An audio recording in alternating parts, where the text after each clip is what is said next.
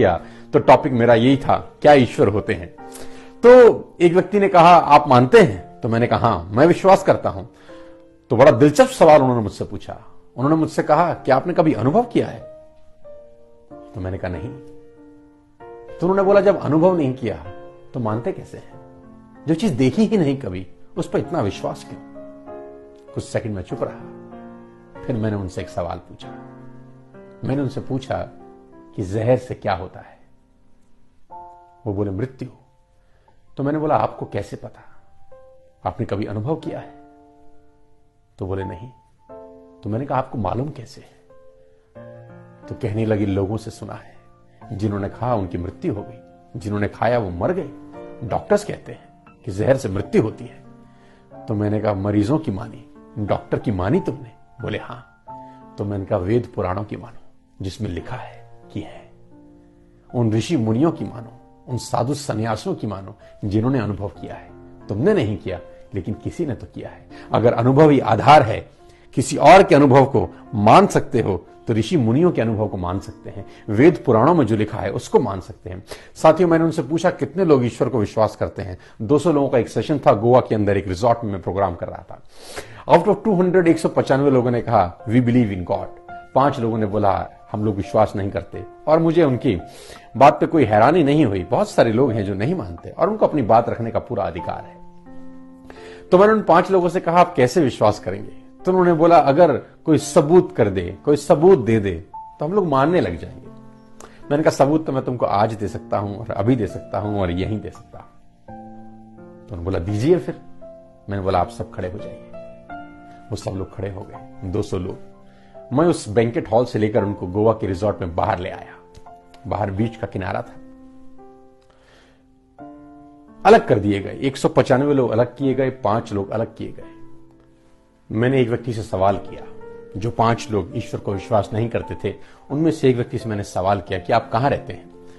तो उसने कहा कि मैं मुंबई में रहता हूं, मुंबई में रहता हूं। तो मैंने बोला मुंबई में कहां रहते हैं? इंडिपेंडेंट मकान है आपका या फ्लैट में रहते हैं? तो बोला हम फ्लैट में रहते हैं 4थे माले के ऊपर। मैंने कहा वेरी गुड। तो मैंने पूछा नहाते कैसे हैं? ये डिस्कशन बहुत खतरनाक होने वाला था और एक ऐसी जगह ले जा रहा था उनको जहां उन्होंने ख्वाब ख्याल में सोचा नहीं था कि मैं क्या करने वाला। मैंने बोला कैसे नहाते हैं? बोला वॉशरूम में जाते हैं, शावर ऑन करते हैं, पानी आता है, नहाते हैं, सिंपल सा प्रोसेस है। तो मैंने कहा पानी शावर में से आता है? बोले हाँ। मैंने कहा शावर का होता है? बोले नहीं नहीं नहीं, शावर में से आता है, होता टैंकी का है। मैंने कहा टैंकी में कहां से जाता है? बोला म्यूनिसिपैलिटी का पानी है, पहले नीचे एक टैंक है वहां इकट्ठा होता है, फिर वहां से मोटर उसको ऊपर भेजता है टैंकी के अंदर और वहां से नीचे पाइप से होते हुआ शावर में आता है, हम लोग नहा लेते हैं। तो मैंने कहा पहले नीचे इकट्ठा होता है? बोले हाँ। बोला फिर मोटर उसको ऊपर चढ़ाता है? तो बोले हाँ। तो मैंने बोला मोटर का जरूरत क्यों है? बिना मोटर के 4th फ्लोर पे ऊपर टैंकी लगा है, वहां पानी क्यों नहीं जाएगा? तो बोला इतना फ्लो कहां होता है सर?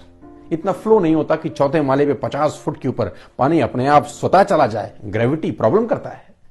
मैंने कहा बस यही तो सुनना था, अब आप मानेंगे कि ईश्वर है। तो बोले सर इन बातों का ईश्वर के होने ना होने से क्या फर्क पड़ता है, पता कैसे चलता है? मैंने कहा समझाता हूं साथियों। मैंने सबको बोला मैं आप सबको समझाता हूं कि कहां कहानी बन रही है।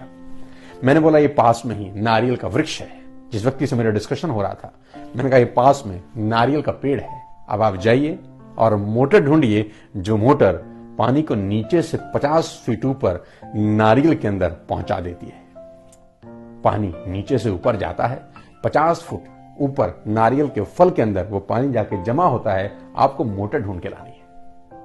जिस दिन आप मोटर ढूंढ के लेके आ जाएंगे उस दिन मैं आपको समझाऊंगा कि ईश्वर होते हैं कि नहीं। बोले मोटर तो कोई नहीं है। तो मैंने कहा मैं भी आपको ही समझा रहा हूं, कोई है जो पानी को नीचे से ऊपर 50 फुट ऊपर नारियल के फल के अंदर पहुंचा देता है। अपने आप नहीं पहुंचता, कोई पहुंचा रहा है, कोई पहुंचा रहा है, कोई सदे हाथ हैं जो ये सारी स्थिति को नियंत्रण किए हुए हैं। दोस्तों मैंने उनसे पूछा कि मैं सुबह सुबह तुमको देख रहा था, तुम लोग जिम में वर्कआउट कर रहे थे? बोले हाँ सर हम जिम में वर्कआउट कर रहे थे। तो मैंने बोला जिम में वर्कआउट करने से कुछ लोग ऐसे ऐसे कर रहे थे, ये क्या कर रहे थे? बोला सर वो पसीना निकल रहा था, तो पसीना निकाल रहे थे। तो मैंने कहा इसका मतलब बॉडी के अंदर छिद्र हैं, छेद हैं, पोर्स हैं जो पसीने को बाहर निकालते हैं। बोले हाँ बिल्कुल यकीनन सर ऐसा ही होता है, यानी छेद में से पानी बाहर निकलता है शरीर का। बोले हाँ सर। मैंने कहा मैंने कुछ लोगों को देखा वो स्विमिंग पूल में नहा भी रहे थे। कुछ लोग बोले हाँ हाँ सर हम नहा रहे थे। तो मैंने कहा उन्हीं छेद में से पानी शरीर के अंदर क्यों नहीं जाता? क्या जवाब है इसका? बोले नहीं। मैंने कहा उसका गणित बेमिसाल है, उसके गणित को न तुम समझ सकते हो न मैं। कुछ अपने आप नहीं होता, बनाया गया है, स्थिति नियंत्रण में रखी है, डिसिप्लिन बहुत शानदार है। मैंने कहा ऐसा सोचो कि 100 करोड़ बंदर 100 करोड़ टाइपराइटर्स पर 100 करोड़ सालों तक यूं ही चटर पटर करते रहें तो हो सकता है शेक्सपियर का एक गीत पैदा हो जाए। हो सकता है? नहीं, शेक्सपियर का एक गीत भी पैदा नहीं हो सकता जब 100 करोड़ बंदर 100 करोड़ टाइपराइटरों पर 100 करोड़ सालों तक चटर पटर करते रहे तो एक गीत तब भी पैदा नहीं हो सकता। और ये संसार गीतों से पटा पड़ा है, अपने आप नहीं हुआ, कोई है। मैंने बोला ऐसा सोचो कि तुम रेगिस्तान से गुजरे, चारों तरफ रेत के टीले और तुमको वहां एक घड़ी पड़ी हुई मिल जाए। तुम कल्पना भर कर सकते हो कि अपने आप बन गई होगी? हजारों वर्ष तक 10 पार्टिकल मिलते रहे और घड़ी बन गई। क्या तुम कल्पना कर सकते हो? बोले नहीं। घड़ी मिल गई इसका क्या मतलब है? बोले इसका मतलब यह है कि कोई आदमी वहां से पहले गुजरा है, उसके हाथ से गिरी है तो वहां पड़ी है। तो मैंने बोला जब एक घड़ी अपने आप नहीं बन सकती, इतना बड़ा विराट अस्तित्व अपने आप कैसे बन सकता है? कोई है जो बना रहा है। साथियों ईश्वर है, ईश्वर ही है। एक ही मिट्टी, एक ही पानी, एक ही खाद, गन्ना भी पैदा करते हैं और मिर्च भी। क्या गणित है, ना आप समझ सकते हैं ना मैं।